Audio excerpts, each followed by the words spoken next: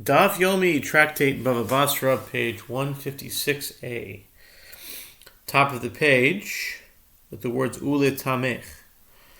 Ule Tamech Zabin Shave Chamisha Beshita Hachinami de Zavine Zavini.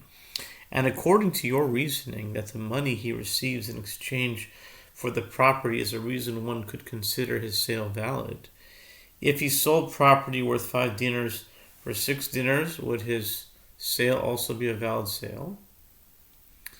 Elokim lahul rabbanan de'anoka mekarva de daite gabezuze v'amrit zavine zavine zimrin de mekarshi lezuze azel bezavin echoluhu nichse de'avu aval gabe matana ilav de'havile Hana amine lo yahiv le matana.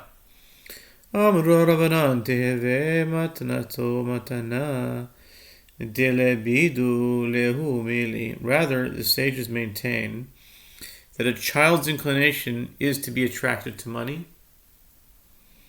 And if you say that his sale is a valid sale, there may be times that there are potential buyers who rattle the dinars before him in order to tempt him to sell, and he will go and sell all of his father's property.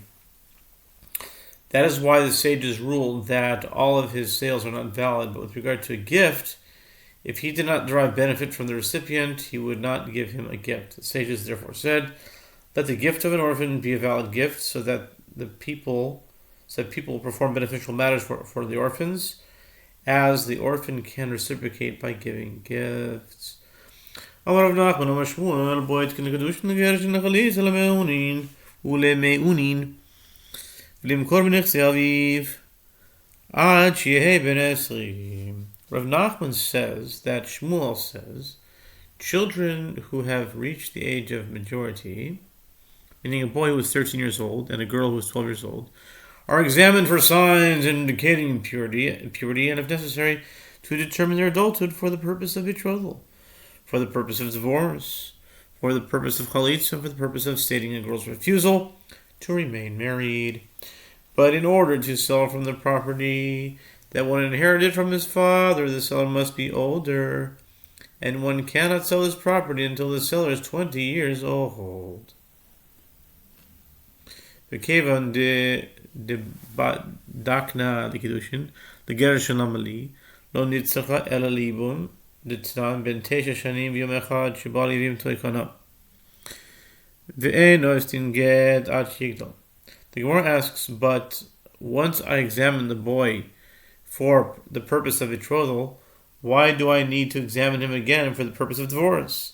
The Gemara answers, this is necessary only with regard to the levirate marriage of a minor, as we learned in a Mishnah, Nida 45a. A boy who was 9 years old and one day, who engaged in intercourse with his Yavama, meaning his brother's widow, acquired her as his wife by means of engaging in the act of intercourse.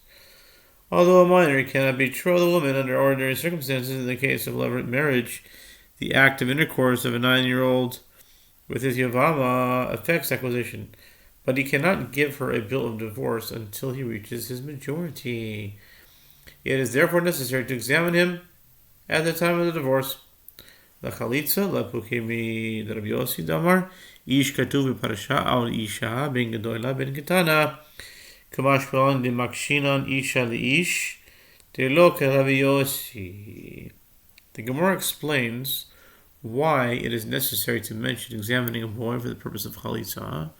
This is mentioned to the exclusion of that which Rabbi Yossi says. As Rabbi Yossi says, man, meaning an adult man, is written in the Torah passage with regard to chalitza, as the verse states, and if the man does not wish to take his brother's wife, Deuteronomy 25:7, but a woman, whether she is an adult or a minor, can be released by chalitza, as the verse does not indicate her age. To counter this, Rav Nachman teaches us that a woman is juxtaposed to a man in this passage indicating that the Avama must also have reached adulthood, and the halacha is not in accordance with the opinion of Rabbi Yossi.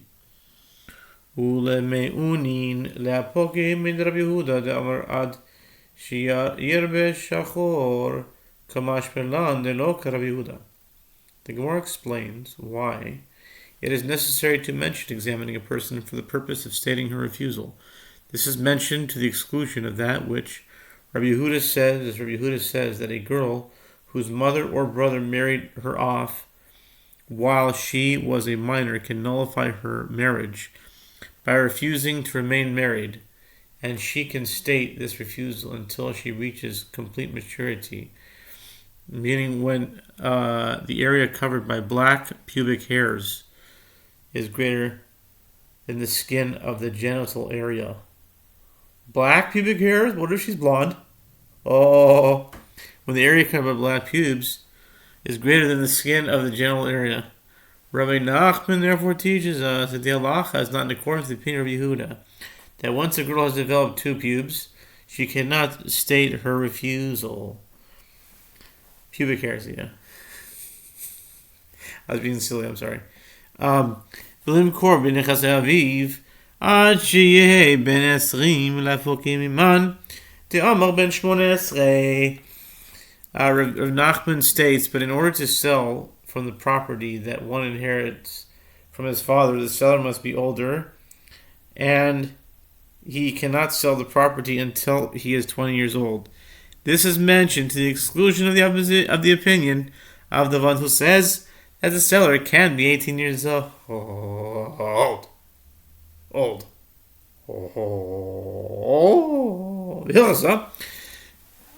Toich zman kilifnei zman v'hilchas kegidel bar Menashe.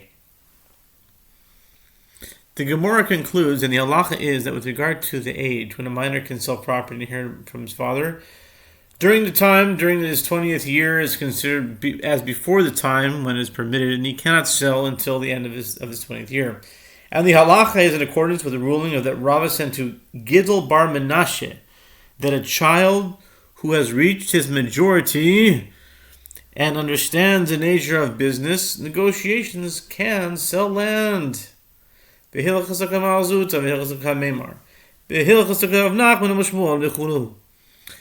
continues, and the halacha is in accordance with the statement of Mar Zutra, that one who is not fit to sell land is also not fit to bear witness with regard to land. And the halacha is in accordance with the statement of a Maimar, that an orphan under the age of 20 can bestow gifts from the property he inherited from his father. And the halacha is in accordance with the statement of Rav Nachman, that Rav Nachman says that Shmuel says with regard to all the matters that he mentioned. And that's the end of that. We're starting a new Mishnah right now.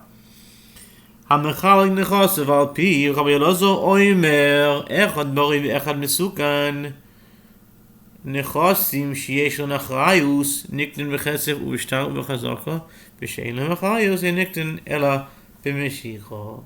But the Mishnah is going to continue on the next daf. You know what? We'll finish the Mishnah here, and we'll start the next daf to keep the continuity. Continuing on to 156b. Amru lo ma'aseh b'iman shel bnei rochel shehayta choyle ve'amra rochel. Rochel sounds like it's Rachel, but it's actually Rochel. You know, not Rachel, it's Rochel. Yeah. There was a story with the sons of Rochel. Shohoy sechoyle. Ve'amratun kibinos leviti. V'hi b'shnayim asomon meso b'kimo es devreo. Amolehen b'nei Rochel tikvorem iman. And that's the end of the Mishnah. The rabbi said to Rabbi Elazar, there was an incident involving the mother of the sons of Rochel who was sick, and who said, my brooch shall be given to my daughter, and it is valued at 1,200 dinars. And this woman subsequently died, and the sages upheld her statement. This indicates that a person on his deathbed can give property without an act of acquisition. Rabbi Elazar said to them, that case was different. The sons of Rochel should be buried by their mother. In other words, he cursed them. It is not possible to bring a proof from this incident, as these sons were wicked people.